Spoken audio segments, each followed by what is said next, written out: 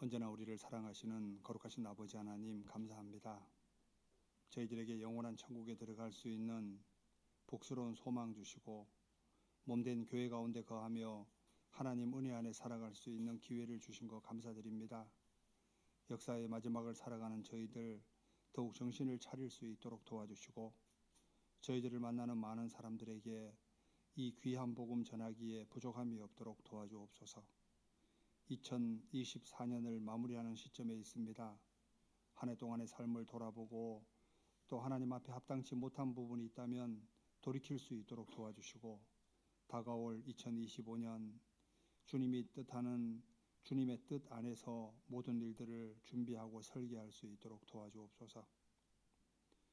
얼마 남지 않은 동계 수련회 기도하는 마음으로 준비할 수 있도록 도와주옵소서.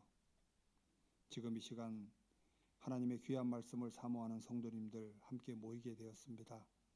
저희들이 주님 앞에 어떻게 행해 나가야 할지 각자의 삶을 돌아보고 또 마음의 다짐이 되고 격동이 되는 귀한 시간이 될 수 있도록 도와주옵소서. 특별히 이 자리에 함께 해야 하지만 개인적인 사정으로 참석하지 못한 분들 주님께서 일일이 기억해 주시고 있는 위치에서 하나님의 영광을 가리우지 않도록 도와주옵소서. 오늘 말씀의 시종을 주님께 부탁드리며 우리를 사랑하시는 예수님 이름으로 기도드립니다. 아멘. 네, 우리 욥기 1장을 한번 보시겠습니다. 욥기 1장 구약 성경 761페이지입니다.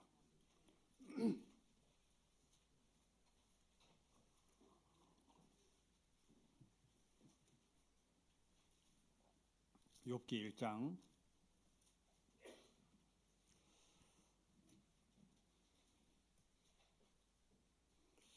구약 성경 제 성경은 761페이지입니다. 1절부터 읽어볼게요.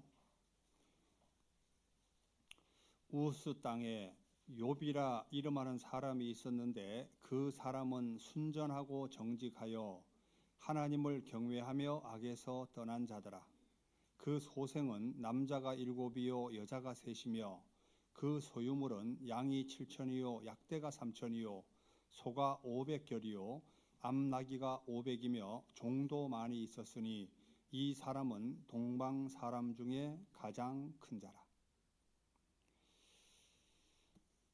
네, 오늘 욥기 1장 1절부터 3절까지 내용을 중심으로 조금 교훈을 한번 받아보죠. 오늘 말씀의 주제를 뭐로 할까 하다가 하나님 앞에 나의 시선, 하나님 앞에 나의 시선이란 주제로 한번 좀 봤으면 좋겠습니다.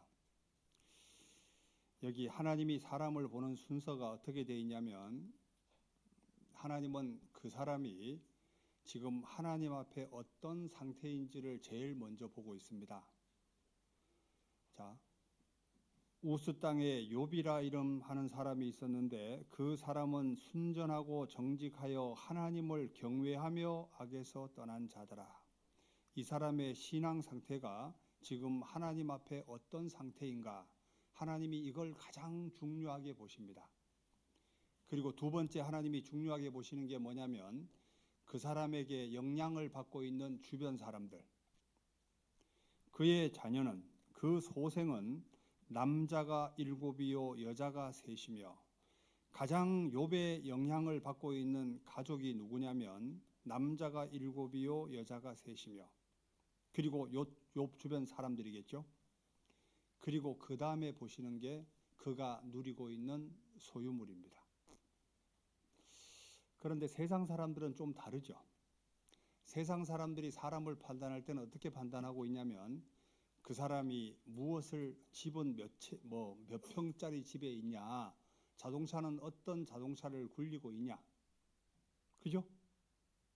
그리고 그 사람 주변에 인맥은 어떠냐, 뭐 이런 걸 보죠. 그리고 그 사람의 인격, 이건 다 부차적인 겁니다.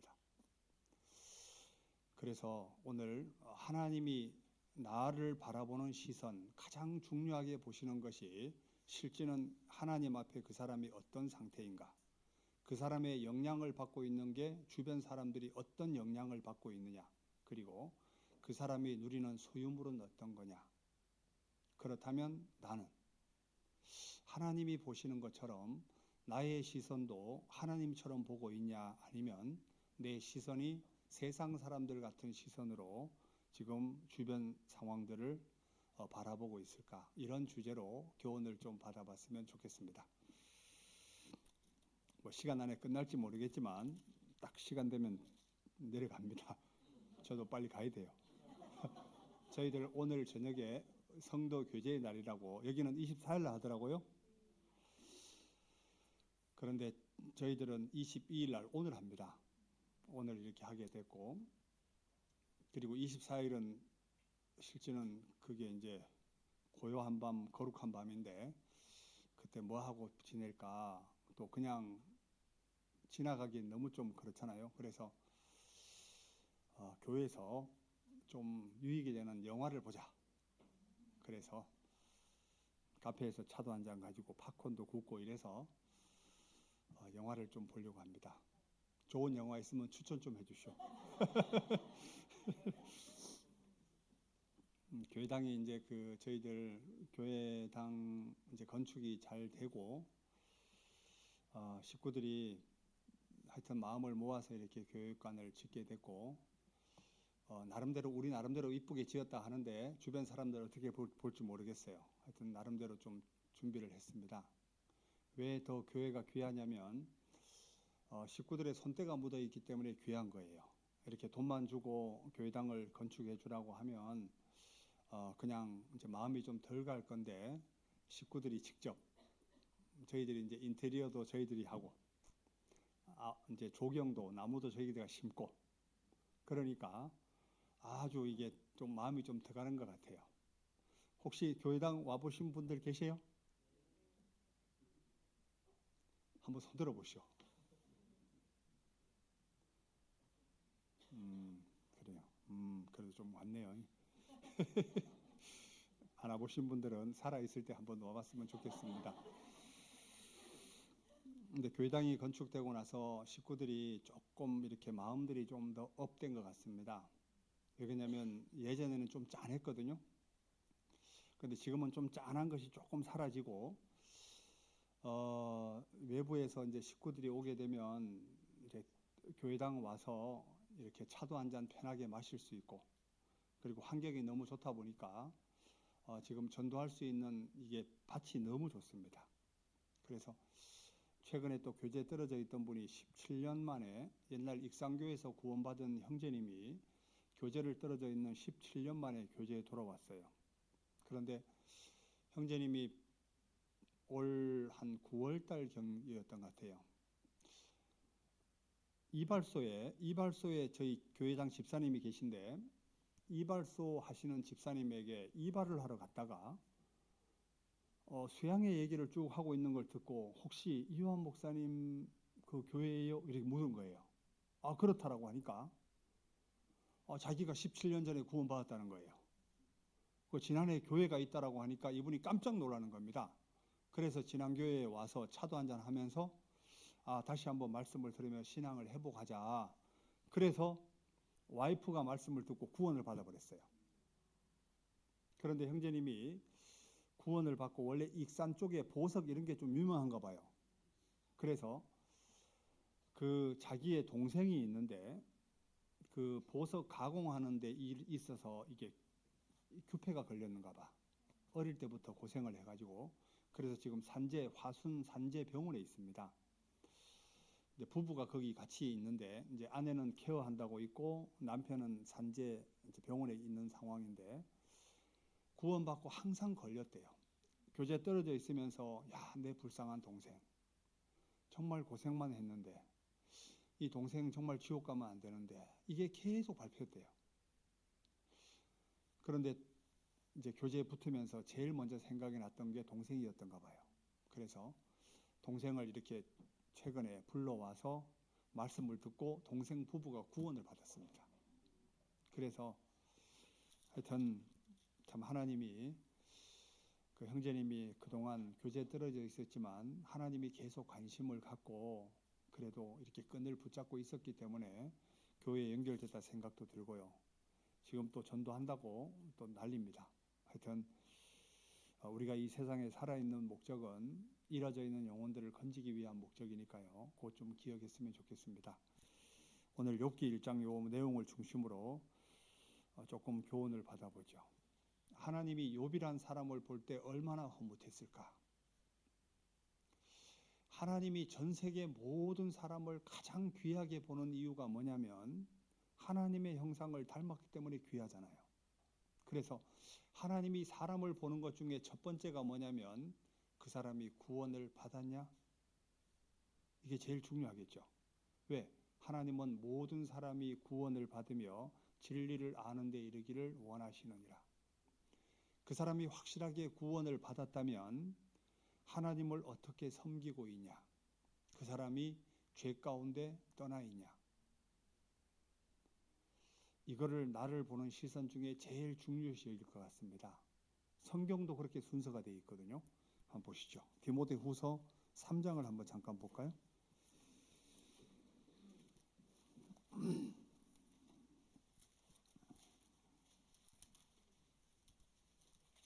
디모데후서 3장 15절입니다.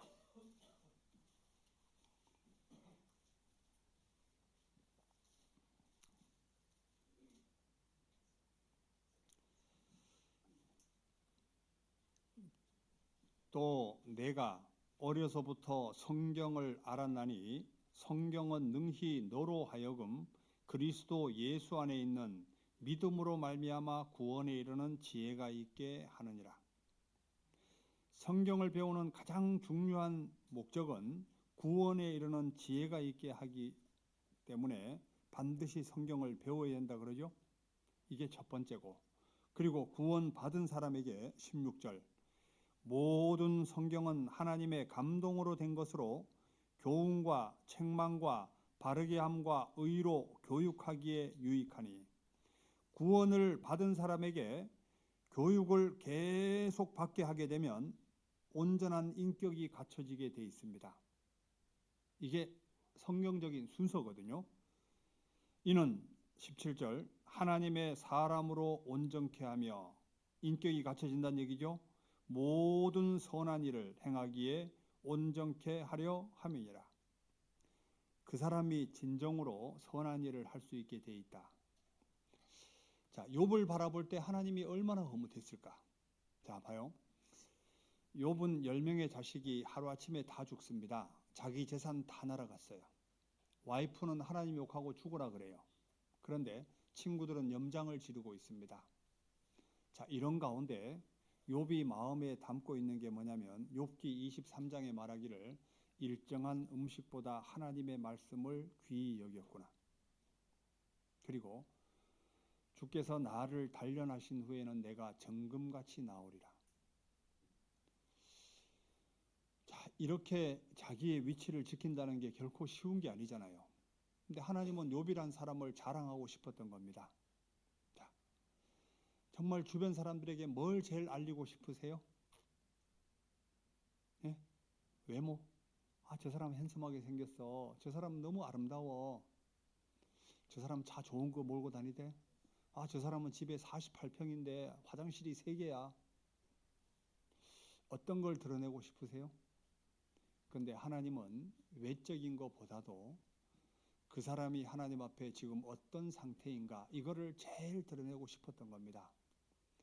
그런데 나중에 하나님이 부차적인 것은 하나님이 다 보너스로 주게 돼 있습니다. 솔로몬이란 사람이 하나님께 구한 거 보면 이렇게 구하잖아요. 1천 번제를 드리고 난 후에, 솔로몬이 1천 번제를 드렸다라고 하면 이건 마음이 안 가면 1천 번제를 드리기 어렵습니다. 안 그래요? 마음이 가니까 1천 번제를 드릴 수 있었던 거거든요. 1천 번제를 드리고 난 후에 하나님이 솔로몬에게 나타나서 묻잖아요. 내가 내게 무엇을 줄꼬? 그때 솔로몬이 처음 대답한 것이 마음에 담겨 있는 거죠. 이 많은 백성을 다스릴 수 있는 지혜를 주십시오. 자, 이 솔로몬이 지혜를 구했을 때 하나님의 마음에 맞은지라 솔로몬이 구하지도 아니한 부와 영광 동시에 보너스로 받게 됩니다. 신앙생활의 비결은 이거 같아요. 뭐냐면 하나님에게 잘 보이고 하나님이 원하시는 뜻 가운데 모든 일들을 준비하고 진행하게 되면 겉으로는 잘 못 되는 것 같은데 시간이 지나면 반드시 잘 되게 되어 있습니다. 제가 욥기를 읽다가 좀 이해가 안 간 부분이 있습니다. 그게 뭐냐면 자식 10명의 자식을 다시 줬잖아요. 더 주잖아요. 그리고 재산도 배로 늘었습니다. 그런데 와이프가 바뀌었어요? 안 바뀌었어요? 예? 와이프가 안 바뀌었죠? 와이프가 안 바뀌었대요. 자, 그런데 와이프가 하나님 욕하고 욥에게 하나님 욕하고 죽으라 그러고 욥이 정말 괴로워할 때 욥이 숨을 쉬는 것조차도 싫어했다고 돼 있거든요. 자, 그런 사람하고 아기를 10명 더 낳는다는 게 가능할까 불가능할까?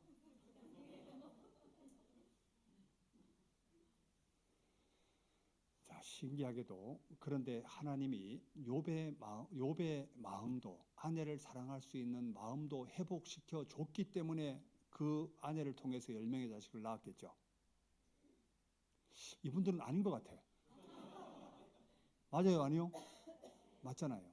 그리고 욥의 아내도 정말 세상에 욥 같은 신랑이 없구나 이거를 깨달았기 때문에 10명의 자식을 더 줄 수 있었겠죠.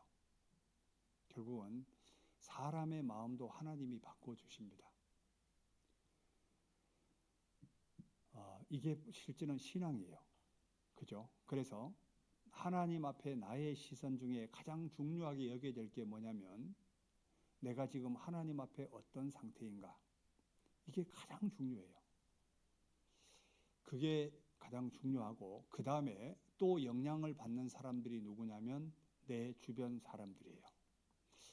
내 주변 사람들이 나의 영향을 가장 많이 받겠죠. 1차적으로 가족이겠죠. 그리고 나를 알고 있는 지인들, 직장 동료들. 자, 제가 이거 이제 지난해에 대해서 좀 이렇게 교회에 조금 이렇게 처음에 이제 지난교회 발령을 받았을 때 약간 좀 걱정이 되고 두려웠습니다. 왜 그러냐면 교회 식구들이 약간 이런 얘기가 있었습니다. 이제 교회 뭐 가기 전에 이제 주변 목사님들 통해서 얘기도 들었어요. 교회 식구들이 막 파가 여러 개 파가 있다. 막 이래서 그래서 이제 제가 2017년도에 그 집회를 하러 갔던 기억이 나요. 거기에. 그래서 집회를 갔는데 집회 강사에게 이렇게 별로 중요하지 않는 말을 막 성도들의 단점을 얘기를 많이 들었습니다. 그래서 야, 이렇게 해서 복음이 전해질까? 약간 걱정이 됐습니다. 그런데 몇 년 뒤에 진안으로 발령을 받았어요. 어떨 것 같아요? 그런데 갑자기 어떤 생각이 문득 드냐면 예전에 제가 이제 강원도 동해에서 봉사회장을 하다가 서울 강서교회로 가게 됐습니다. 서울 강서교회 여기 지금 이제 우리 현정 자매도 있고 우리 저 형제 박상민 형제도 있는데 예전에 같이 서울서 같이 있었어요. 몰랐죠? 그때가 2006년도인데 지금으로부터 18년, 19년 전이구나. 그런데 그때 이제 강서교회 청년회 담당을 하고 있던 목사님이 계셨습니다. 목사님이 계셨는데 그 목사님에게 제가 전화를 드렸죠. 목사님, 제가 교회 이제 청년회도 잘하고 싶은데 청년회 좀 어떻게 하면 잘하는지 청년회 형제자매들에 대한 소스를 좀 이렇게 좀 주면 제가 참고가 되겠다라고 할 때 그 목사님이 이런 얘기를 했습니다. 전도사님, 어제 그 형제, 어제 그 자매가 아니니까 전도사님이 교제하면서 알아가세요. 제가 그 말이 너무 감사했습니다. 사람이 어떤 이야기를 들으면 편견이 생기겠구나. 그런데 지난해 발령을 받았을 때 왜 그 생각이 난지 몰라요. 문득 그 생각이 나가지고 봉사의 모임을 이렇게 하면서 그 얘기를 했습니다. 저는 솔직히 어제 여행제, 어제 자매 어떤 사람이었는지 솔직히 알고 싶은 마음도 없습니다. 저에게 이야기해 줄 생각도 하지 마세요. 저는 오늘 이 시간부터 저를 만나서 교제하는 사람 밑그림을 새로 그리고 싶습니다. 제가 이 말을 처음에 얘기하면서 같이 교제를 했던 기억이 나요. 그때 여러 형제들이, 남자들이 원래 눈물을 남자 앞에 잘 안 흘리잖아요. 그죠? 여긴 잘 흘려요? 그런데 형제님들이 몇몇 분이 울더라고, 그 자리에서. 그런데 신기하게도 한 달도 안 돼서 식구들이 거의 마음이 쫙 잡혔습니다. 제가 너무 감사했거든요. 아마 이것 때문에 잡혔을 것 같아. 제 양반에게 어떤 얘기를 해도 별로 안 들을 거야. 몇 개 파가 있으니까 그 파가 중요한 게 아니잖아요. 그러니까 그 사람들끼리, 식구들끼리 너무 사이가 좋아져 버렸어요. 뭔 말인지 이해가 가나 모르겠어요. 그러니까 전도가 되더라고. 중요한 건 성도들의 마음이 다른 사람의 단점을 보기보다는 장점을 봐주려고 하고 그냥 기다려주고 기도하면 성도들의 마음은 그대로 모이게 돼 있습니다. 그래서 나의 영향을 받은 사람이 실질적으로 점점 어려움을 겪고 있다면 이게 혹시나 내가 어렵게 하는 게 아닌가 이걸 돌아보셔야 돼요. 자, 그래서 제가 교과서처럼 마음에 잡고 있는 말씀이 있는데 로마서 1장입니다. 한번 보시죠.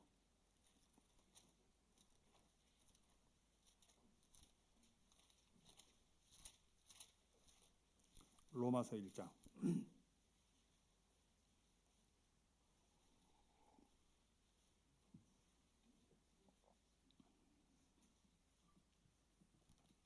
로마서 1장 10절 9절부터 읽어볼게요. 로마서 1장 9절부터 내가 그의 아들의 복음 안에서 내 심령으로 섬기는 하나님이 나의 증인이 되시거니와 항상 내 기도에 쉬지 않고 너희를 말하며 어떠하든지 이제 하나님의 뜻 안에서 너희에게로 나아갈 좋은 길 얻기를 구하노라.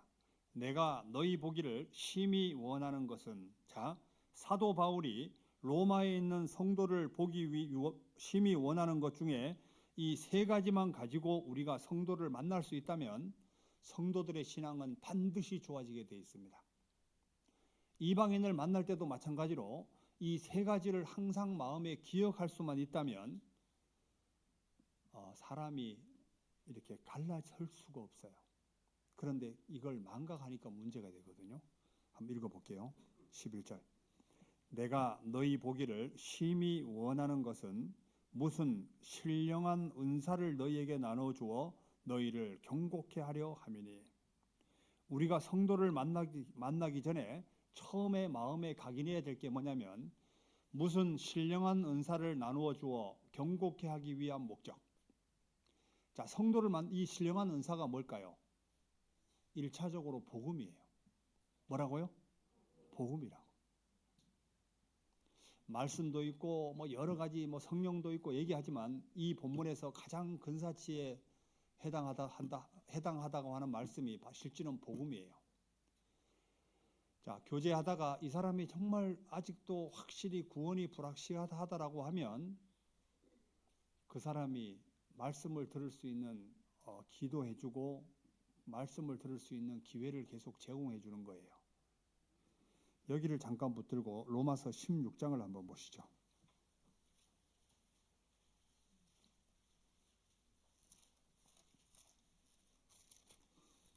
로마서 16장에 보면 26절 25절부터 보면 나의 복음과 예수 그리스도를 전파함은 영세 전부터 감추었다가 이제는 나타내신 바 되었으며 영원하신 하나님의 명을 조차 선지자들의 글로 말미암아 모든 민족으로 믿어 순종케 하시려고 알게 하신 바 그 비밀의 계시를 쫓아낸 것이니. 같이 읽어볼까요? 이 복음으로 너희를 능히 경고케 하실. 뭐로 경고케 한다고요? 복음으로 너희를 경고케 하실. 사람이 온전한 믿음이 생기면 반드시 견고해지게 되어 있습니다. 그래서 성도를 만날 때 첫 번째 마음에 기억해야 될 것이 무슨 신령한 은사를 너희에게 나누어 주어 너희를 경고케 하기 위한 목적. 이거를 마음에 항상 품고 갈 수만 있다면 교제의 내용이 흐트러지지 않게 되어 있습니다. 어떻게 하면 내가 복음으로 저 사람을 도와줄까? 어떻게 하면 저 사람에게 말씀을 더 가까이 할 수 있게 할까? 여기에다가 초점을 맞출 수 있다면 결코 삐뚤어지지 않을 수 있겠죠. 그리고 두 번째 이유가 로마서 1장 12절 보시죠. 12절. 이는 곧 내가 너희 가운데서 너희와 나의 믿음을 인하여 피차 뭐를 얻으려 함이라? 안위함을 얻으려 함이라. 자, 우리가 세상적으로 신앙생활을 하고 세상 사람들을 만나고 이러면서 얼마나 많은 어려움을 겪어요. 많이 지치기도 하고 힘들기도 하고. 그런데 위로받을 때가 어디 있겠어요? 실제는 위로받을 때가 교회밖에 없잖아요. 안 그래요? 위로받을 시간도 부족한데 염장을 지르고 있습니다. 거의 얘기하는 게 다른 사람 얘기입니다. 누가 어떻고 누가 어떻고 누가 어떻고. 간증을 조금 오버해도 집에 갈 때 불편하죠? 안 그래요? 괜히 그 말을 해가지고 막 이런 분도 있고. 그죠? 차라리 말을 안 했으면 마음의 평강이 있을 건데 너무 오버해 얘기해도 마음에 걸리고. 그죠? 어떤 선교사로 갔던 분이 자녀가요. 선교사로 가시게 되면 보통 우리가 생각할 때 자녀들도 믿음이 좋을 거로 생각하죠. 그래서 막 자녀에게 바라는 게 너무 많습니다. 그런데 어떤 분이 이런 얘기를 했대요. 자녀에게 딱 한마디 했답니다. 너 참 힘들었겠다. 그 말 한마디에 몇 년 동안 아버지 따라 선교를 같이 갔다가 괴롭고 힘든 게 그 말 한마디에 다 위로가 됐대요. 너 참 힘들었겠다.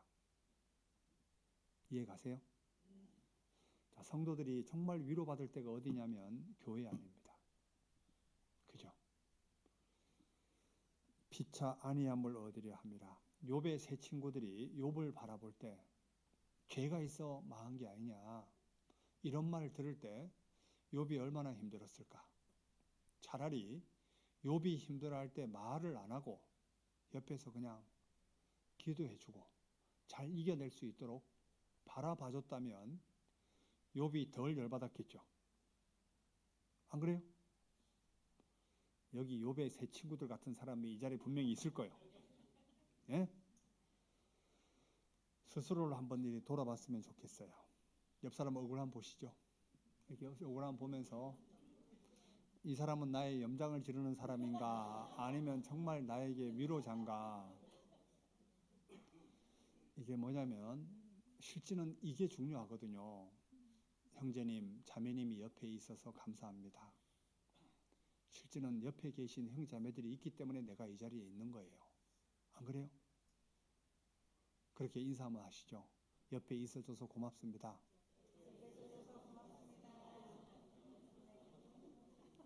말은 그렇게 하지만 속으로는 아이고 저 화상 이럴 수도 있어요.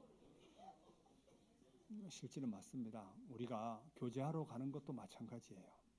성도들을 만나서 교제하는 것도 무슨 신령한 은사를 너희에게 나누어 주어 경고케 하기 위한 목적, 그리고 피차 안위함을 얻기 위한 목적, 그리고 세 번째가 뭐냐면 열매 맺기 위한 목적입니다. 자, 내가 성도를 만나서 오랫동안 함께 교제하고 있는데 결과물이 그 사람의 신앙이 바뀌고 그 사람을 통해서 복음이 전해진다면 이 만남은 올바른 만남이 맞습니다. 그런데 그 사람을 만나면 만날수록 점점 신앙이 퇴보가 되고 마음에 걸림이 되고 문제가 된다라고 하면 이건 올바른 만남이 절대로 아니에요. 안 그래요? 나의 영향을 가장 많이 받는 사람이 내 주변 사람이라니까요. 가장 가까이 하는 사람. 우리 한번 보시죠. 열왕기 상 21장을 한번 보시죠. 여기 어떻게 영향을 받는지 한번 볼까요? 열왕기 상 21장.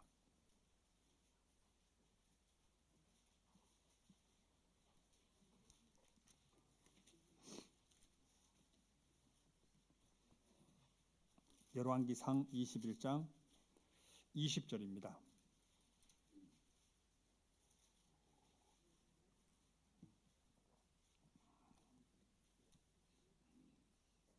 열왕기상 21장 20절, 구약성경 554페이지. 아합이 엘리야에게 이르되 나의 대적이여 내가 나를 찾았느냐? 대답하되 내가 찾았노라. 같이 읽어볼까요? 내가 스스로 팔려 여호와 보시기에 악을 행하였으므로. 25절, 예로부터 아합과 같이 스스로 팔려 여호와 보시기에 악을 행한 자가 없음은, 같이 읽어보죠. 저가 그 안에 이세벨에게 충동되었습니다. 이게 누구의 영향을 아합이 제일 많이 받았냐면 이세벨의 영향을 많이 받게 됩니다. 그런데 다윗의 친구 요나단이 다윗이 정말 힘들고 어려울 때 다윗은 요나단을 만나면서 더 신앙적으로 좋아지게 됩니다. 내가 만나는 사람이 신앙적으로 좋아지기를 바라요? 아니면 신앙적으로 퇴보되기를 바라세요? 좋아지기를 바라잖아요. 안 그래요? 더욱 하나님을 힘있게 의지할 수 있도록 부추겨 준 사람이 바로 요나단이었습니다. 여기 한번 한 군데 더 볼까요? 우리 사무엘하 13장을 한번 보시죠. 암논의 친구 요나답에 대해서 한번 잠깐 보시죠. 사무엘하 13장.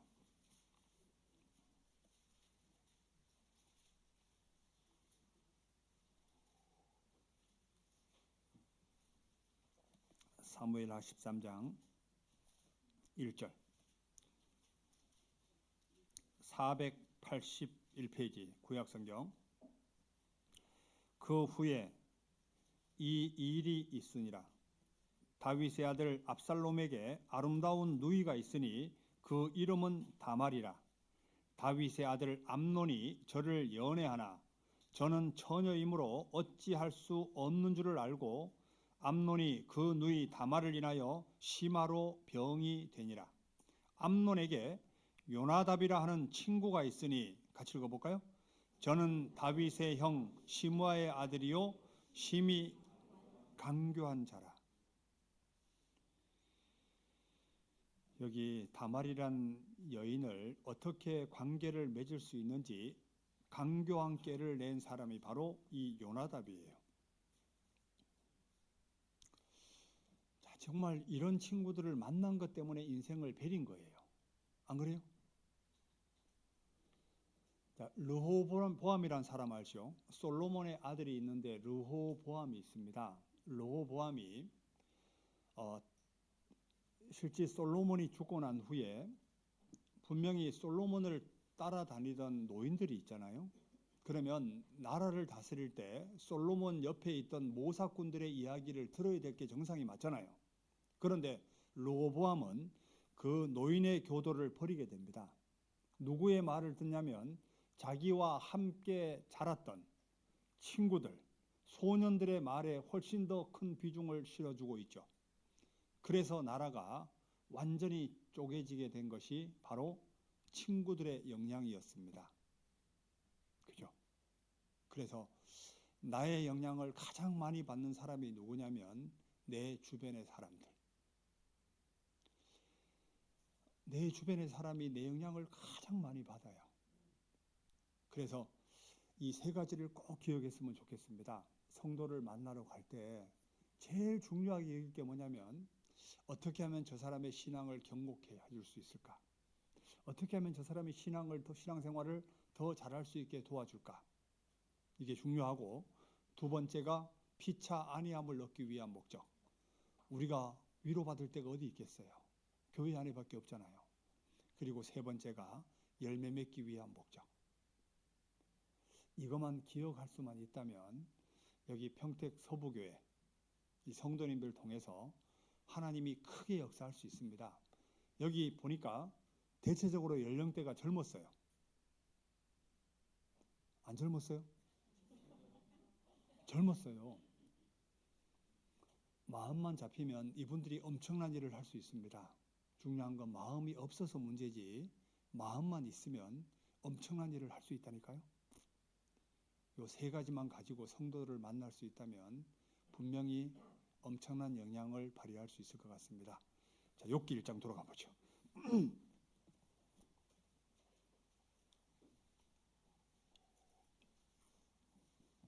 욥기 1장 1절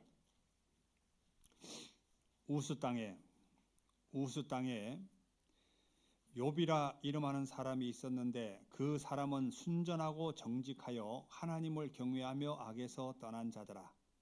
그의 소생은 남자가 7이요 여자가 3이며 그 소유물은 양이 7천이요 약대가 3천이요 소가 500결이요 암나귀가 500이며 종도 많이 있었으니 이 사람은 동방 사람 중에 가장 큰 자라. 동방 사람 중에 가장 큰 자였기 때문에 주변에 사람들이 많았을까요? 적었을까요? 엄청 많았겠죠. 그런데 세상 사람들은 내가 많은 걸 누리고 있으면 나를 가까이 합니다. 그런데 내가 누리고 있는 모든 것들을 잃어버리게 되면 나를 아주 가볍게 봅니다. 이게 세상 사람들이에요. 욥기 옆에 29장을 한번 보시죠. 욥이 정말 재산이 많을 때는 욥기 29장 보시죠. 주변에 사람들이 너무 많았습니다. 그리고 실제 많이 도와줬었고요. 욥기 29장 7절. 그때 이제 과거를 회상하는 거거든요. 그때 내가 나가서 성문에 이르기도 하며 내 자리를 거리에 베풀기도 하였었느니라. 나를 보고 소년들은 숨으며 노인들은 일어나서 서며 방백들은 말을 참고 손으로 입을 가리우며 귀인들은 소리를 그마니 그 혀가 입 천장에 붙었느니라. 귀가 들은즉 나를 위하여 축복하고 눈이 본즉 나를 위하여 증거하였었나니 이는 내가 부르짖는 빈민과 도와줄 자 없는 고아를 건졌습니다. 망하게 된 자도 나를 위하여 복을 빌었으며 과부의 마음이 나로 인하여 기뻐 노래하였었느니라. 내가 의로 옷을 입었으며 나의 공의는 도포와 면류관 같았었느니라. 나는 소경의 눈이 되고 절뚝발이의 발도 되고 빈공한 자의 아비도 되며 생소한 자의 일을 사실하여 주었으며. 자, 욥이 이렇게 영향력을 미칠 때는 주변에 사람들이 너무 많았어요. 그런데 이제는 없잖아요. 욥기 30장 9절. 이제는 내가 그들의 노래가 되며 그들의 뭐가 되었다고요? 그들의 조롱거리가 되었고 그들은 나를 미워하여 멀리하고 내 얼굴에 침뱉기를 주저하지 아니하나니. 이게 실제 세상 사람들입니다. 그런데 세상 사람들은 욥의 비천한 상태를 볼 때 이렇게 비웃고 있습니다. 자, 이때 하나님은 욥을 어떻게 보고 있었을까? 나도 세상 사람들처럼 이렇게 볼까? 옆에 형제자매들이 정말 힘들어하고 부도가 나고 가정적으로 어려움을 겪고 있고 자식도 속썩이고 남편도 속썩이고 이러고 있을 때 정말 하나님도 나를 비천하게 볼까? 어떻게 볼 것 같아요? 그때도 하나님이 일을 하고 계십니다. 아세요? 이럴 때 하나님이 가만히 있었을까요? 아니면 이때도 하나님은 욥을 지켜보고 욥이 올바로 하나님을 알아갈 수 있도록 계속 도와줬을까? 계속 도와주고 있었겠죠. 욥기 41장에 보면 42장에 이렇게 말하죠. 내가 주께 대하여 귀로 듣기만 하였사옵더니 이제는 주를 배움나이다. 이론상으로 알고 있던 하나님에 대해서 실질적으로 더 하나님을 알아가게 됩니다. 이건 나의 유익을 위해서 하나님이 겪게 한 거예요. 자, 우리 성도들이 힘들어하고 괴로워하는 분들이 있고 주변 상황이 계속 내리막길을 타고 있을 때 우리가 해줘야 될 게 뭘까? 세상 사람들처럼 내가 저럴 줄 알았어 이렇게 비웃는 게 중요할까? 아니면 하나님이 어떻게 도와주는지 나도 기도해줘야 되겠다. 이게 하나님 앞에 실제는 올바른 시선이 맞습니다. 안 그래요? 내가 누리고 있는 게 별로 중요한 게 아니에요. 예를 한번 들어보죠. 실제 히스기야 왕이 하나님 앞에 정말 열심히 살았잖아요. 하나님 앞에 열심히 살고 있다가 갑자기 죽게 됐습니다. 그때 히스기야 왕이 하나님께 뭐라고 기도하냐면 내가 지금까지 전심으로 하나님을 섬기지 않았습니까? 그런데 저에게 병이라니요. 저를 살려주십시오. 정말 더 열심히 살 테니까 저 좀 살려주십시오라고 했어요. 그래서 하나님이 이사야 선지자를 통해서 15년이라는 기간을 더 생명의 연장을 받게 됩니다. 자, 그러면 히스기야는 더 열심히 살아야 돼요? 안 살아야 돼요? 열심히 살아야 되는 게 법칙이 맞잖아요. 그런데 히스기야는 하나님 앞에 자기의 시선을 완전히 엉망으로 만든 꼴이 됐던 거예요. 이사야 39장을 한번 보시죠. 이사야 39장.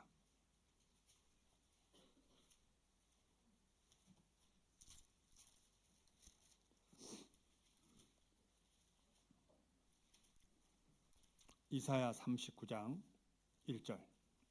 구약성경 1013페이지입니다.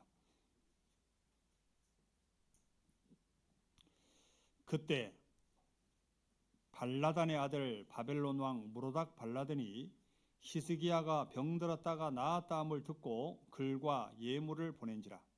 히스기야가 사자를 인하여 기뻐하여 그에게 궁중 보물 곧 은금과 향료와 보배로운 기름과 모든 무기고와 보물고에 있는 것을 어떻게 보였다고요?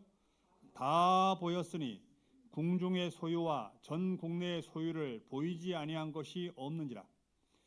이에 선지자 이사야가 히스기야 왕에게 나와 묻되 그 사람들이 무슨 말을 하였으며 어디서 왕에게 왔나이까?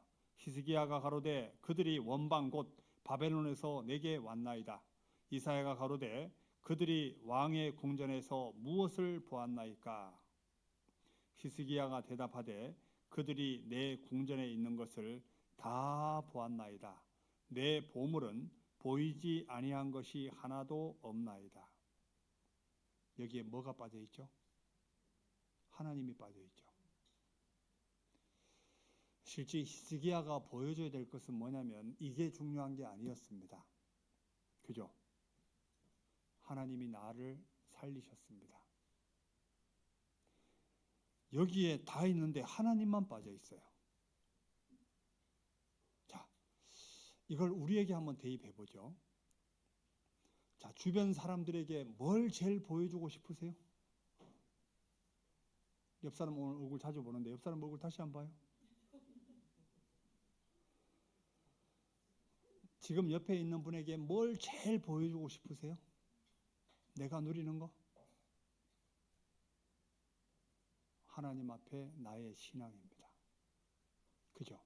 하나님이 나를 통해 지금 무슨 일을 하고 있는지 이걸 보여주는 게 가장 중요하잖아요. 그런데 히스기야는 자랑하기에 바빴습니다. 이게 히스기야의 신앙으로 그대로 드러났어요. 왜 그러냐면 이때 태어난 자식이 바로 므낫세였습니다. 므낫세. 이스라엘 민족을 가장 죄악의 구렁텅이로 빠뜨린 그 악한 왕 므낫세가 이때 태어난 거예요. 15년 생명의 연장을 받을 때 태어난 아들이 므낫세였습니다. 차라리 히스기야가 그때 죽었더라면, 그죠? 정말 열심히 살 때 그때 딱 죽었더라면 훨씬 더 좋았을 거예요. 지금도 히스기야가 이것 때문에 괴로워할 겁니다. 그때 차라리 죽을 걸. 안 그래요? 자, 그러니까 실제 오래 사는 게 좋은 것도 아니에요. 그죠? 짧고 굵게 길게 좋잖아요. 그죠? 굵고 길게 살아도 되는데, 그런데 가늘게 길게 이거보다는 굵고 길게 살면 더 좋고, 짧고 굵게 사는 게 훨씬 더 좋을 수도 있습니다. 참, 이거 보면 이거 한번 보시죠. 한 장 앞에 넘겨보시죠. 이사야 38장. 히스기야가 어떤 삶을 살았는지, 병들어 죽게 되기 전에 히스기야의 삶을 한 줄로 표현할 수 있는 게 이사야 38장 3절입니다. 이게 히스기야의 일생 동안 산 삶에 대한 게 한 줄로 이렇게 나와요. 2절부터 읽어볼게요. 히스기야가 얼굴을 벽으로 향하고 여호와께 기도하여 가로되 여호와여 구하오니 내가 주의 앞에 진실과 전심으로 행하며 주의 목전에서 선하게 행한 것을 추억하옵소서 하고 심히 통공하리. 자, 실제 이렇게 열심히 살았습니다. 자기의 삶을 두고 하나님 앞에 기도했던 거예요. 그러던 사람이 이렇게 타락하게 돼요. 세상 사람들은 실제 이렇게 세상 사람들이 이렇게 한다면 이해는 갈 수 있습니다. 그런데 실제 우리가 우리의 시선을 여기에 두고 있다면 이게 실제는 악한 거예요. 안 그래요? 그리고 잠언을 한번 보시죠. 잠언 17장.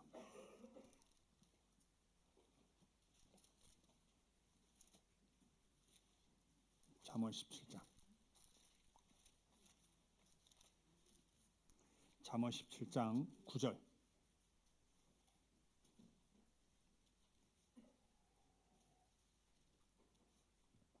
잠언 17장 9절.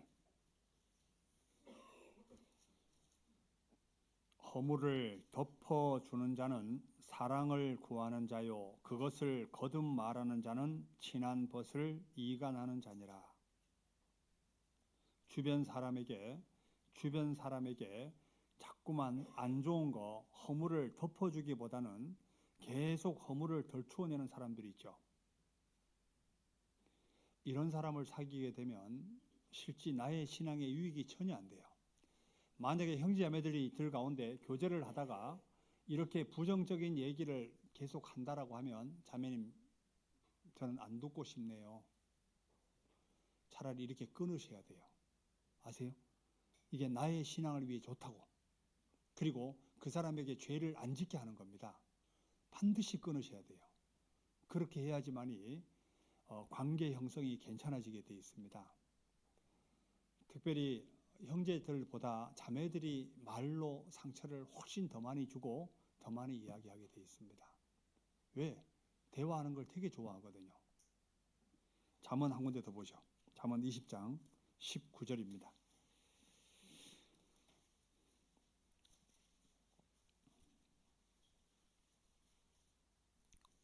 19절 두루 다니며 한담하는 자는 남의 비밀을 누설하나니 입술을 벌린 자를 뭐라고요?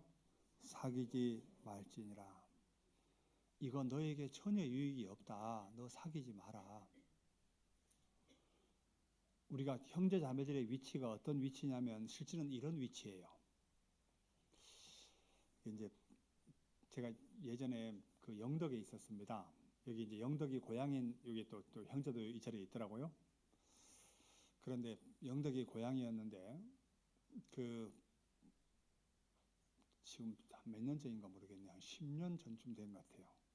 그때 영덕에 있을 때였는데 교회가 이렇게 자그만했거든요.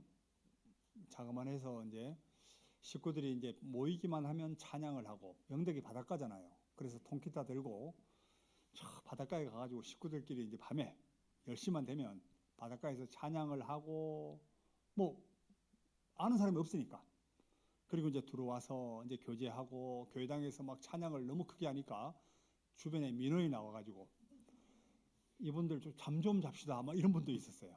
저희들 작은 교회에서 찬양의 밤을 2번이나 했거든요. 이제 그러던 시기였는데 식구들이 이제 외부에서 이제 주변 교회 형제자매들이 영덕으로 거의 방앗간 같이 너무 많이 교제하러 왔습니다. 그래서 교회 식구들이 항상 들끓었어요. 자, 그런 시기였는데 학예 수양회를 마치고 이제 식구들 데리고 우리 야외에 가자. 야외에 가서 좀 물놀이 좀 하다 오자. 자매들이 너무 고생하는데 우리 밥도 짜장면도 시켜 먹고 치킨도 시켜 먹고 과일만 들고 가서 하루 종일 물놀이 하러 가자. 이래서 이제 식구들이 한 2, 30명이 이제 강수욕장을 갔어요. 강수욕장이 뭔지 알아요? 해수욕장은 뭔지 알아요? 해수욕장은 바다에서 노는 게 해수욕이고 강수욕은 강에서 노는 게 강수욕장입니다. 청송에 이제 강수욕장이 좋은 데가 있어가지고 거기에는 이제 물놀이 기구가 다 무료예요. 되게 넓은 이제 그 계곡이 있어가지고 거기에서 이제 놀러 갔습니다. 그런데 놀다 보면 꼭 이렇게 꼭 사고를 치는 애가 있잖아요. 막 다이빙도 하다가 애가 그 바위 이 모서리에다가 턱을 콱 찍었어요. 그래서 막 애가 막 입으로 막 피가 흐르고 막 입이 이렇게 부었습니다. 그래서 이제 그 부모가 아이를 데리고 청송의료원으로 막 달려가고 그때 그 시기가 언제였냐면 이제 짜장면을 시켜놓고 다쳤거든요, 애가. 그래서 이제 애가 이제 입을 14번을 꿰맸습니다, 안팎으로. 그래 꿰매가지고 이제 돌아온 상황에 짜장면이 도착했어요. 근데 어차피 집에 가도 더우니까 그 계곡 옆에 이제 이렇게 애를 눕혀놓고 누워 있으라 하고 걔가 짜장면을 먹는 거 보고 있었겠죠. 근데 부모는 자기 자녀 때문에 간만에 나온 야유회가 엉망이 될까봐 더 적극적으로 놀았어요. 그래서 막 이제 짜장면을 맛있게 먹고 이제 막 수구도 하고 놀다가 근데 그 집 딸이 아빠 치킨 언제 시켜 먹어요? 이러는 거예요. 아빠 치킨 언제 시켜 먹어요? 이러는데 그 부모하고 자녀가 제 바로 뒤에 앉아 있었거든요. 그때 아빠가 이런 얘기를 하더라고요. 소원아, 재원이가 음식을 자유롭게 먹을 때까지 우리는 함께 죽 먹자. 갑자기 제가 그 죽 먹자라는 그 말을 듣는 순간 그 아이의 다친 아이의 얼굴을 봤어요. 어땠을 것 같아요? 애가 정말 미안하고 감사하고 어쩔 줄 몰라 하는 모습을 봤습니다. 그때 마음에 드는 느낌이 뭐였냐면 저 아이는 절대로 삐뚤게 나갈 수가 없겠구나. 그리고 실질적으로 제가 그 죽 먹자는 그 말을 듣는 순간 제 자신을 많이 돌아봤죠. 내 같으면 이랬을 것 같아요. 이놈의 자식아 까불더니 고소하다. 너 내가 치킨 먹고 있을 테니까 너 똑바로 보고 있어. 제가 이랬을 것 같아요. 솔직히. 그런데 함께 죽 먹자는 그 말을 듣는 순간 내가 정말 가족과 고통을 내가 같이 한 적이 있을까? 그리고 내가 성도를 바라볼 때 정말 저렇게 바라본 적이 있을까? 전혀 아닌 것 같았어요. 그래서 이제 그 야유회를 마치고 집에 돌아가는 길에 형제에게 제 집무실에서 차 한잔 하자 그랬습니다. 그래 들어와서 제가 형제 오늘 좋은 걸 깨닫게 해서 고맙다. 고린도전서 12장에 보면 이런 말씀이 있거든요. 한번 보시죠. 고린도전서 12장.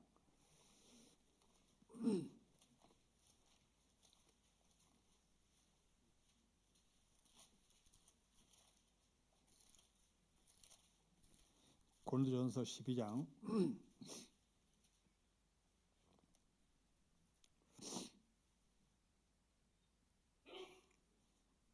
12장 25절.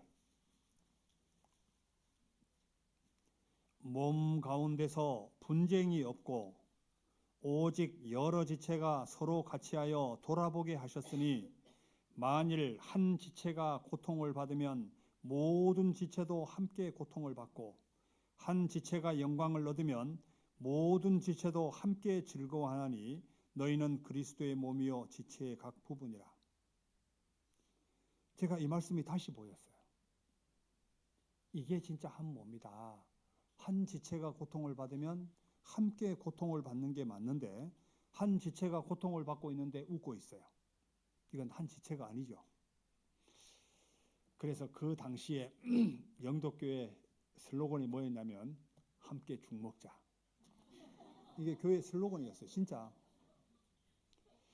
멋있지 않아요? 이분들 별로 안 멋있는 것 같아요. 죽 먹고 싶지 않아요? 근데 실제 그 과정이 3일 동안 죽 먹었습니다. 실제로. 그래서 말로만 그럴 수도 있는데 실제 근데 그 부모가 아직까지 같이 교제하고 있어요. 지금 부천에 살고 있거든요. 지난도 몇 번 왔다 갔습니다. 자주 이제 교제를 하는데 참 그런 분들이 교회 가운데 있다는 게 참 복이에요. 정말 안 그래요? 옆 사람 한번 이렇게 억울하면 다시 한번 봐요. 함께 죽 먹고 싶으세요? 아니면 그래 너만 죽 먹어라 이러고 싶으세요? 그래서 성도 교제밤 때 죽 먹어요. 죽. 하여튼 우리가 성도를 이렇게까지 할 수 없어도 실제 이런 마음만 가지고 있다면 형제를 도마 위에 절대로 올려놓지 않습니다. 아세요? 누가 자기의 가족을 다른 사람 앞에서 안 좋은 걸 얘기하냐고. 다 좋은 것만 얘기할 거 아니에요. 안 그래요? 그래서 사람을 사귈 때 부정적인 사람을 사귀지 말고 긍정적인 사람을 사귀어라. 하나님이 우리를 단점만 바라봤다면 이 자리에 앉아 있을 분 있을까 없을까요? 전혀 없어요. 사람의 단점을 보려고 하지 말아요. 하나님은 우리를 끝까지 사랑할 수 있게 된 배경이 뭐였냐면 하나님의 형상을 닮은 영혼 때문에 우리를 끝까지 믿어주고 기다려주는 거예요. 안 그래요? 단점을 바라봤다면 이 자리에 앉아 있을 사람 누가 있겠어요? 아무도 없지. 다 부족한 게 많은 사람들입니다. 온전한 사람이 어디 있어요? 성경은 말하기를 사람은 다 거짓되되 그리스도인들도 거짓된 게 너무 많습니다. 그런데 기도할 때만큼은 정직해라. 왜? 하나님 앞에 하는 기도니까. 그죠? 사람은 교제할 때도 가식적인 게 너무 많고요. 부족한 게 너무 많잖아요. 지금 보이는 게 절대로 다가 아니라고. 나보다 나를 잘 아시는 분이 하나님이에요. 사람이 완전이라는 것은 부분적인 완전이지 모든 면에 완전하지는 않아요. 사람마다 약점이 다 다르거든요. 다윗의 약점은 뭐냐면 여자에게 약했어요. 그런데 사울은 뭐에 약했죠? 명예에 약했죠. 사울은 여자에 대해서 전혀 관심이 없었습니다. 그런데 명예, 자기의 자존심을 끌었거든요. 다윗이 죽인 자는 만만이요 사울이 죽인 자는 천천히요. 이것 때문에 다윗을 죽이려고 일생을 쫓아다닌 사람이 바로 사울이었습니다. 그런데 다윗은 자기가 누리는 부, 영광, 명예 이런 게 별로 중요하지 않았어요. 나의 나를 손넓이만큼 되게 하사. 그죠? 이렇게 말하는 사람이 바로 다윗이었습니다. 자기가 온전한 모습만 가지고 다른 사람에게 이야기한다면 그건 부분적인 거라고요. 모든 면에 완전하지는 않아요. 사람은 다 부족해요. 안 그래요? 괜히 열받죠? 다 부족해. 다 부족해. 그러니까 부족한 사람들끼리 살아가는 거예요. 사도 바울이 하나님이 사도 바울을 귀하게 쓸 수 있었던 배경이 어디 있냐면 사도 바울이 일생을 살아가면서 세 가지를 항상 두려워했습니다. 뭘 두려워했냐면 사도 바울이 생각하는 거 보면요. 야, 정말 하나님이 이러니까 사도 바울을 쓸 수밖에 없었겠구나. 이 마음이 반드시 들 수밖에 없어요. 한번 보시죠. 고린도전서 9장을 한번 보시죠. 사도 바울이 고린도전서 9장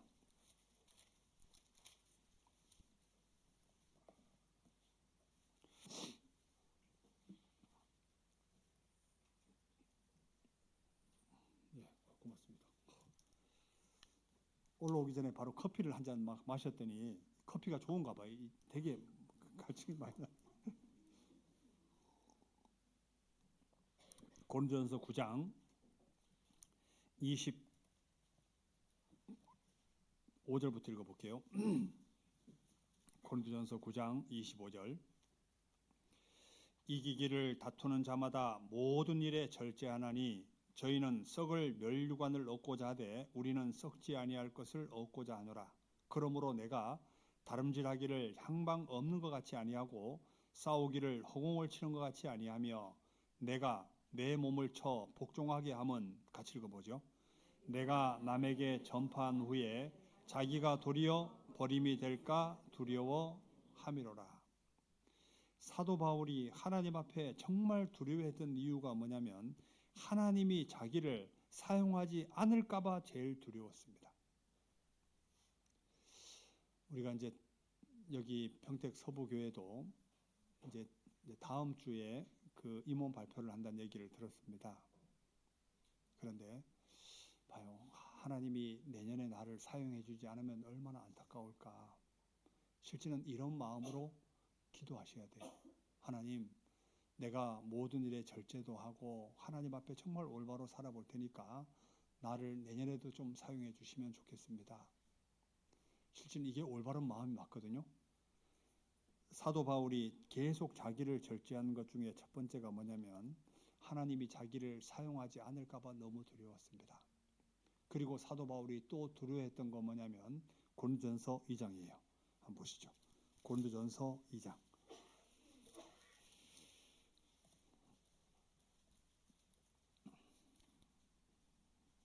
고린도전서 2장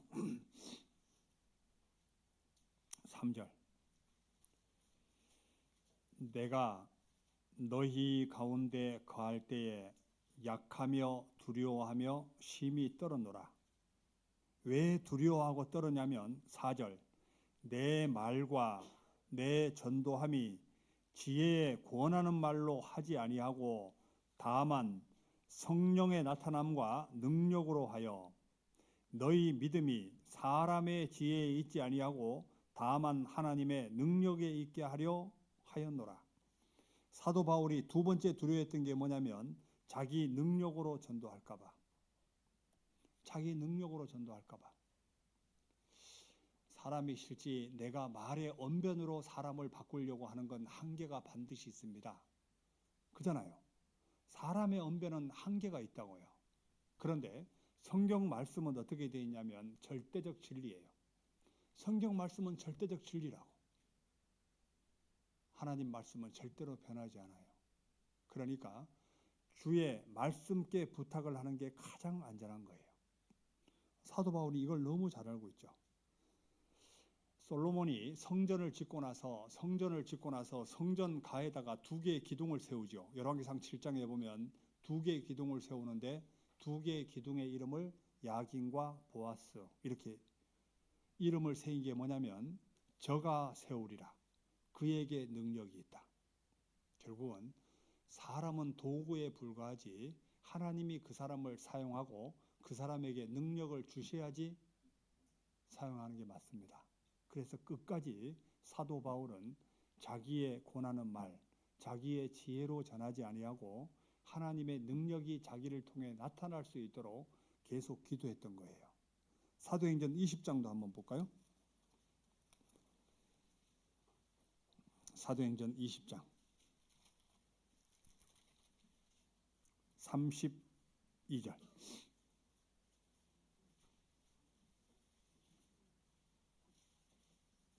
31절부터 읽어볼게요. 사도행전 20장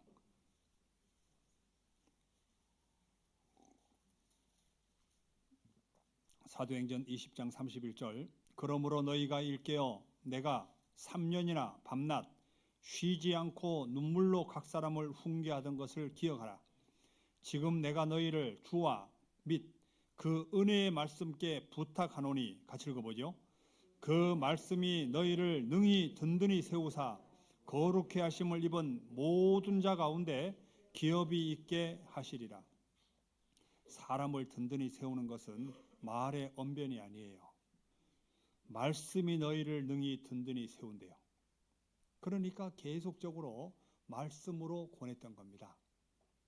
그리고 사도 바울이 세 번째 두려워했던 건 뭐냐면 너무 교만해질까 봐. 하나님의 능력이 자기의 길을 통해서 계속 나타나니까 사람은 교만해질 수 있잖아요. 고린도 후서 12장 보시죠.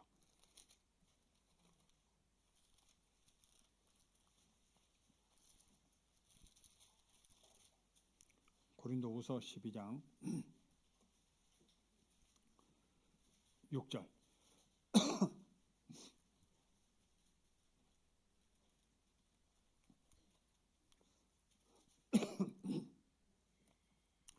(4절부터) 읽어볼게요.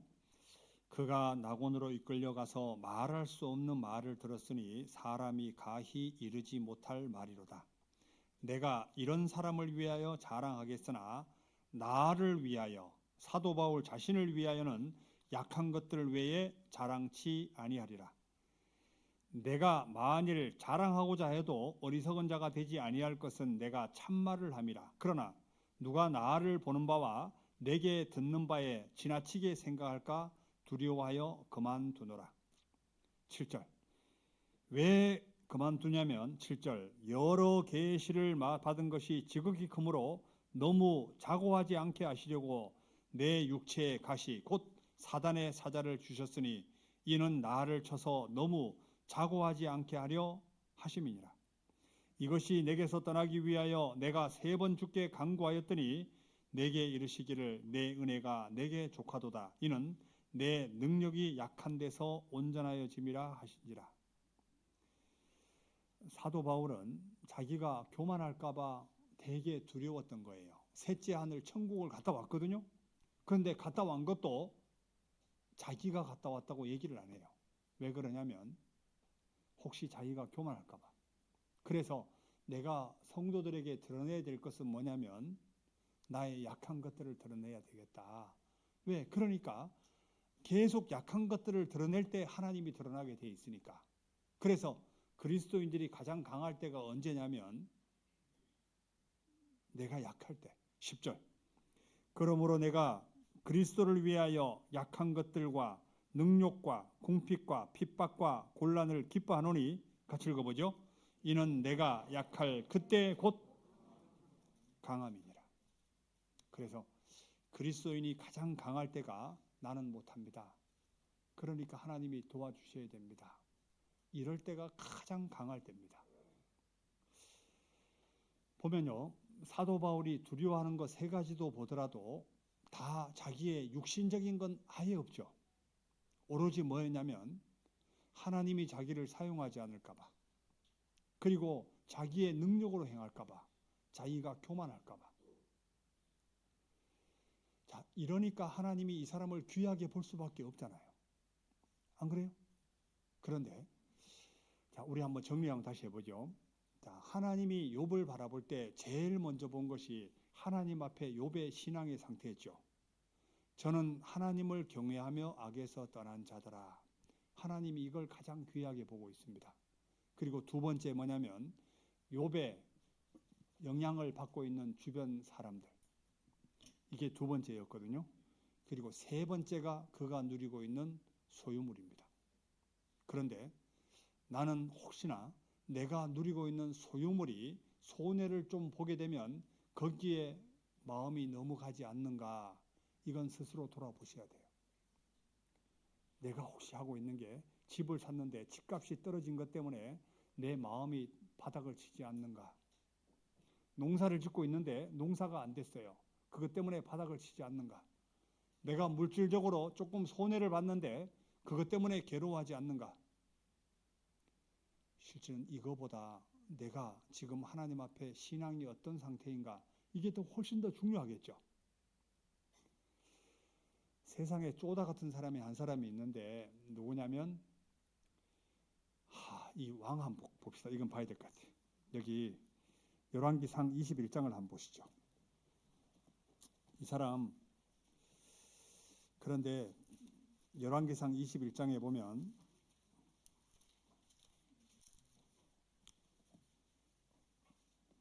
참 이 왕이요, 이 왕이 이렇게 하는 거 보면 진짜 너무 깝깝해요. 봐요.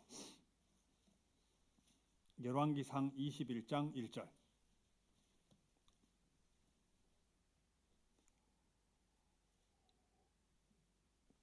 그 후에 이 일이 있으니라. 이스라엘 사람 나봇이 이스라엘에 포도원이 있어 사마리아 왕 아합의 궁에서 가깝더니 아합이 나봇에게 일러 가로되 내 포도원이 내 궁궐 곁에 가까이 있으니 내게 주어 나물밭을 삼게 하라. 내가 그 대신에 그보다 더 아름다운 포도원을 내게 줄 것이요 만일 합의하면 그 값을 돈으로 내게 주리라. 나봇이 아합에게 말하되 내 열조의 유업을 왕에게 주기를 여호와께서 금하실지로다 하니 이스라엘 사람 나봇이 아합에게 대답하여 이르기를 내 조상의 유업을 왕께 줄 수 없다 함을 인하여 아합이 근심하고 답답하여 궁으로 돌아와서 침상에 누워 얼굴을 돌이키고 식사를 아니하니. 왕이요. 이 아합이 왕이라고. 자, 궁궐이 가까이 있는데 궁궐 가까이에 포도원이 있어요. 그 포도원을 자기가 갖고 싶어 해요. 그런데 이 나봇이란 사람이 포도원을 안 판대요. 백성이 안 판다니까 그런갑다 하고 넘어가면 될 거 아니에요. 그런데 그것 때문에 내가 밥맛도 없고 잠도 안 오고 이것 때문에 괴로워하고 있어요. 이 사람이 왕이라고. 이거 안 웃겨요? 실제는 이게 우리가 이럴 수도 있다고 해요. 알아요? 내가 물질적으로 조금 손해 본다고 해서 내가 갖고 싶은 거 못 가진다 해서 그것 때문에 밤새도록 잠을 안 자고 유튜브 보고 있고, 이게 아합과 다를 바가 없다고요. 아세요? 맞잖아요. 지금 내가 고민하고 걱정하고 있는 게 뭘까? 뭐 때문에 걱정하고 있어요? 신앙 때문에 걱정하고 있다면 그건 괜찮은 걱정입니다. 그런데 내가 물질적으로 손해보는 것 때문에 이것 때문에 고민하고 있다면 정말 돌이키셔야 돼요. 아세요? 누가복음 16장 한두 군데만 보고 마치죠. 누가복음 16장 여기 바리새인들의 예를 한번 보죠. 누가복음 16장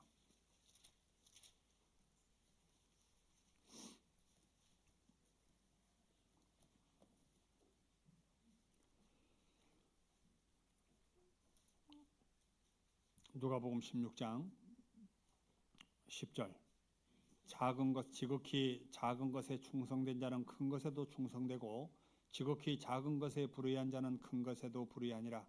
너희가 만일 불의한 재물에 충성치 아니하면 누가 참된 것으로 너희에게 맡기겠느냐. 너희가 만일 남의 것에 충성치 아니하면 누가 너희 것을 너희에게 주겠느냐. 집 하인이 두 주인을 섬길 수 없나니 혹 이를 미워하며 저를 사랑하거나 혹 이를 중히 여기고 저를 경히 여길 것임이니라. 너희가 하나님과 재물을 겸하여 섬길 수 없느니라. 14절 바리새인들은 뭐를 좋아하는 자라? 돈을 좋아하는 자라. 이 모든 것을 듣고 비웃거늘. 예수님이 재물과 두 주인을 섬길 수 없다라고 하면서 재물하고 하나님하고 연결시켜 놨습니다. 우리가 봐요. 이런 거예요. 교회에서 11조를 한다든가 헌금을 하는 것 때문에 이것 때문에 내가 너무 아까워한다. 실제 이것도 실제는 때로는 아합과 다를 바가 없는 거예요. 맞잖아요? 실제 지금 이제 2024년을 마무리하는 시점에 있잖아요. 분명히 하나님을 시험할 수 있는 좋은 샘플을 한 가지 뒀는데 그게 뭐냐면 11조와 헌물이라 그랬습니다. 내가 11조를 하지 않는 분이 있다면 다 하나님의 것입니다. 이것을 부인하는 꼴이 되는 거예요. 원래 11조라는 증표가 다 하나님의 것입니다. 그 증표로 드리는 것이 11조라 그랬어요. 이거 한번 해봐야 되지 않을까요? 제가 전국교회를 다니면서 11조 하다가 굶어 죽은 사람을 한 번도 본 적이 없습니다. 만약에 11조 하다가 굶어 죽은 사람이 있다면 이건 하나님 앞에 순교겠죠. 아니요? 하나님 말씀 순종하다가 굶어 죽었다. 이런 말을 아무나 듣게 해주지 않아요. 사르밧 과부 한 끼 먹고 죽으려고 그랬습니다. 그런데 엘리야 그러죠. 그거 먼저 나를 위해 준비해봐라. 벼룩이 간을 빼먹으시오. 어떻게 그거 한 끼 먹고 죽으라는 거 주려고 합니까? 그런데 신기하게도 그것 때문에 기근을 면하게 됐던 거예요. 이것도 믿음이에요. 맞죠?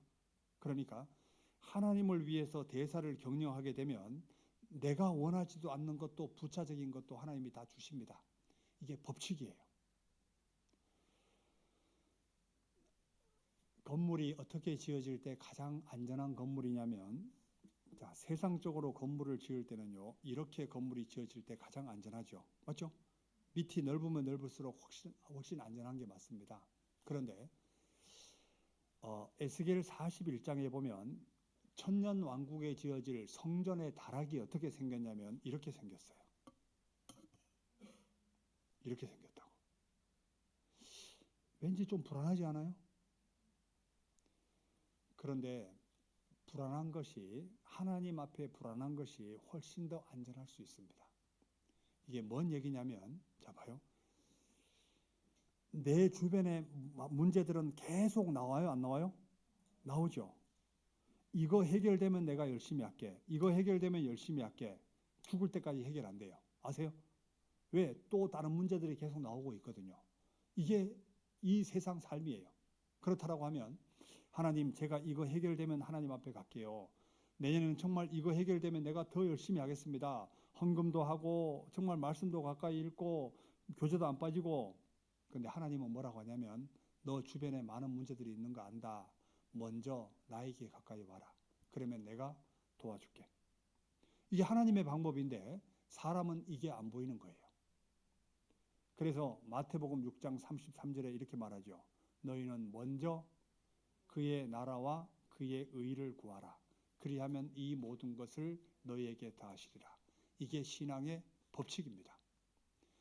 그러니까 하나님 앞에 내가 올바로 대사를 경영하게 되면 내 주변 상황은 반드시 좋아지게 돼 있습니다. 하나님 앞에 올바로 했는데 주변 상황이 안 좋아진다. 그래도 후회할 필요는 없어요. 반대로 하나님 앞에 올바로 하지 않는데 내 주변 상황이 좋아진다. 이건 저주받은 거예요. 아세요? 그래서 우리가 끝까지 하나님이 원하는 쪽으로 내가 계획을 세우면 주변 정리는 반드시 되게 돼 있다. 왜?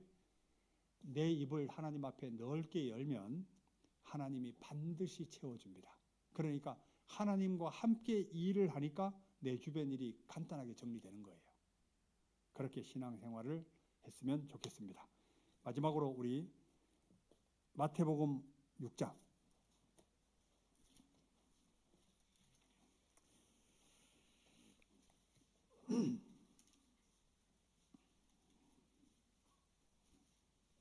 31절부터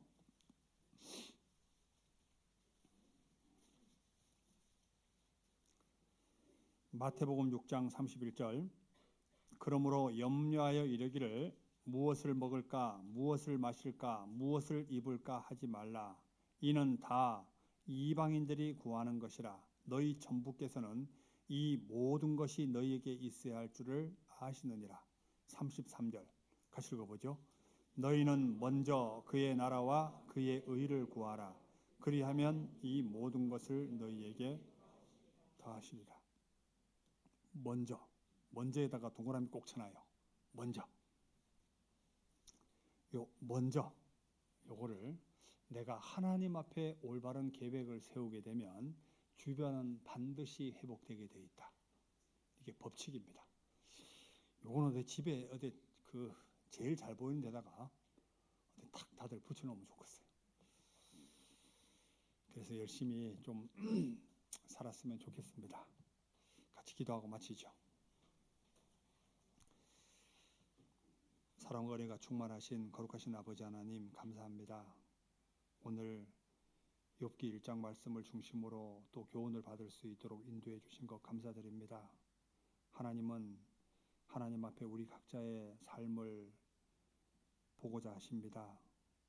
주님 앞에 우리 각자의 삶을 더욱 온전히 할 수 있도록 도와주시고, 특별히 나에게 가장 큰 영향을 받고 있는 주변 사람들에게 하나님을 알리기에 부족함이 없도록 도와주옵소서. 이 모든 것이 충족될 때 내 주변도 정리될 줄 압니다. 항상 하나님 앞에 각자의 삶을 돌아보는 귀한 삶이 될 수 있도록 도와주옵소서. 이후의 모든 시간도 주님께 부탁드리며 우리를 사랑하시는 예수님 이름으로 기도드립니다. 아멘.